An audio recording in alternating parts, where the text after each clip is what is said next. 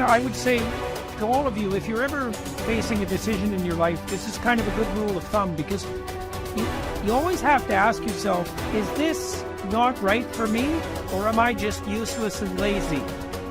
And looking for an easy way out, right? Because some people are more prone to that than others. If you're not very conscientious, for example, you're going to be more prone to that sort of thing. But it's good to keep yourself in check. And so maybe you're not doing very well in your job, and you think, well, I should either do a better job at my job, or maybe I should find a new job. And it's hard to do better at your job.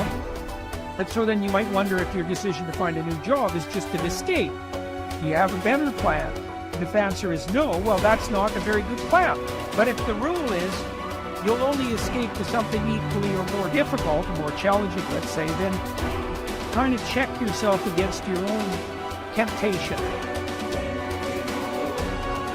You will never win at the highest level until you can hold two competing ideas in your head. And here are the two ideas.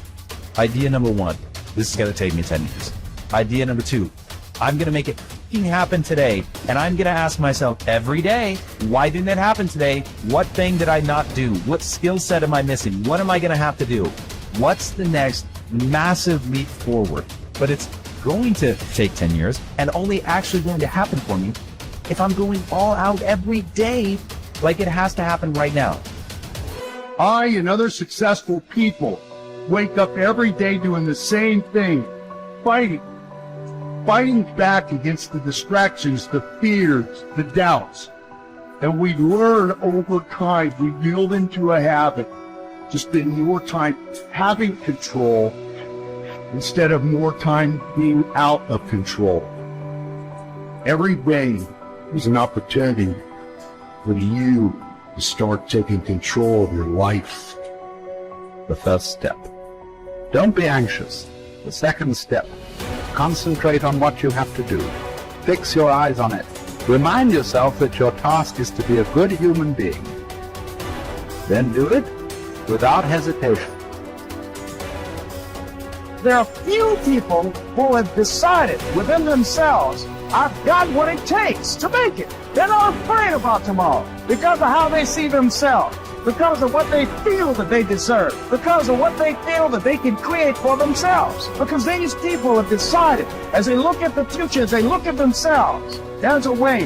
Where there's a will, there's a way for me. To begin to create a way out of no way. And when you have that kind of consciousness, when you have that kind of spirit, nothing can stop you. Nothing.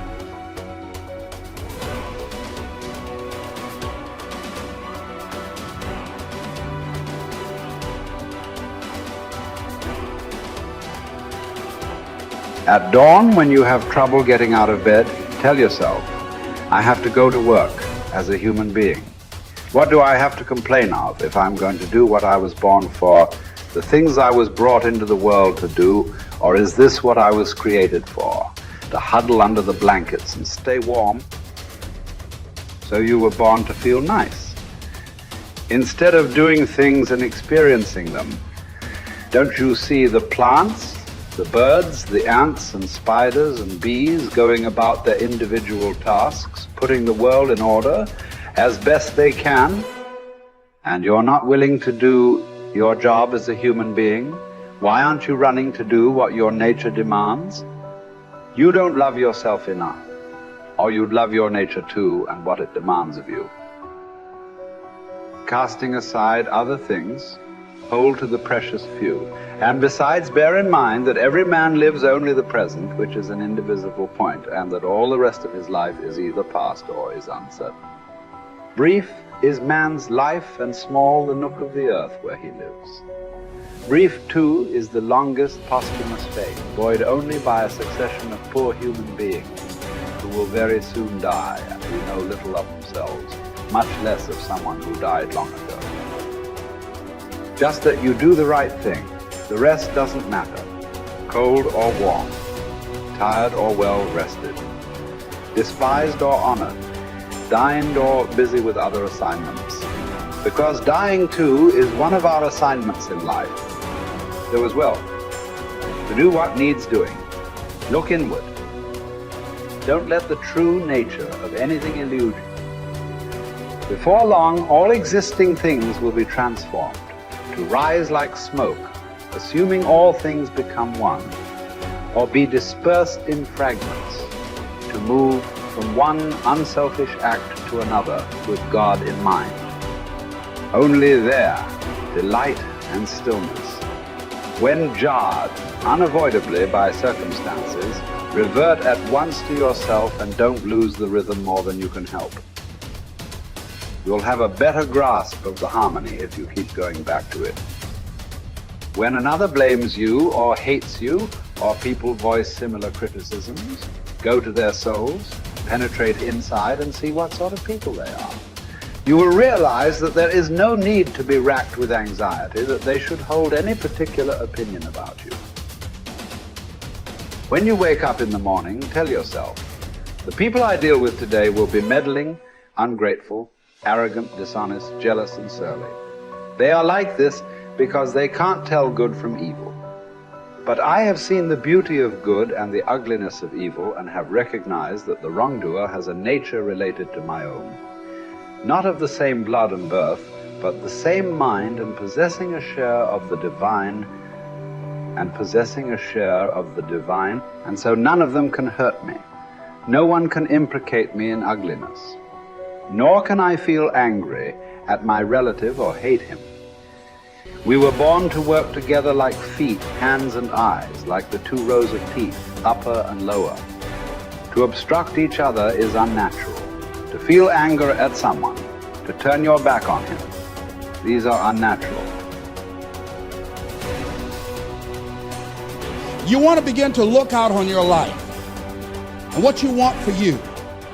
And I think that when we begin to focus in the area of what does it take for us to act, I think we can say events can inspire us to act at that particular event in his life.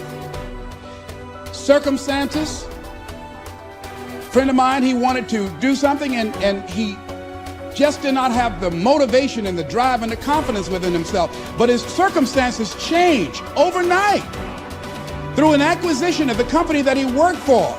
He lost his job. Through the inspiration of desperation, he had to act. See, life also are things that can inspire us to act. See, we don't have the courage, and that's what it takes, courage. It takes guts to do that which you know you need to do. If you don't have the courage to act, life many times will move on you and make you act. Life will whoop your butt so bad. You will be so miserable, you will catch so much hell, you say, yes, I will do it. What do you want me to do? Take me. A friend of mine said, I can't stop smoking. I can't stop smoking. Doctor said, Sam Axelrod, you have emphysema. Sam never picked up another cigarette and said, look at those stupid people smoking. Sam, you did it for 35 years. How can you talk about people? Well, I was different. I'm trying to help them. They don't have to do the same thing I did. But be compassionate, Sam. Isn't it interesting how quickly we forget? So I'm saying that look at something in your life. It might be just writing a letter to somebody to say thank you. It might be just to apologize to somebody. I had a confrontation in the Penobscot building with the security guard there. He responded to me what I perceived as a negative way, and he and I engaged in an argument. I did not like the way I handled that. I avoided going through the front door for a long time because I didn't want to face him. Finally, I decided to act, and I went up to him and said, I want to apologize to you for the way in which I handled this argument we had the other day. I was wrong. I hope you accept my apology. He said, I do. And I said, thank you very much. I felt relieved. Now, when you decide to act, it's not always going to be like that. A friend of mine did some work for me. It was below par, to say the least. I knew that this guy was capable of doing better work. I knew that he also had a fragile ego. So I was trying to think of what is the most sensitive way in which I can share this information with him. Because I wanted him to do my work over. I was going to pay him for what he did. But I needed my work done right. But I was afraid that I would hurt his feelings. I was very, very meticulous in how I approached him. And I said, let me share this with you. You know I care about you, and that you're a very talented and gifted person. And you and I both know that what you have given me is not a true reflection of your talents and abilities. And I'm saying, let's go back in the studio and do this again. And he said to me, I'm going to forget you ever said that. I was wiped out. He never spoke to me again. Now, when you decide to act, you're going to have some people like that. We're no longer friends.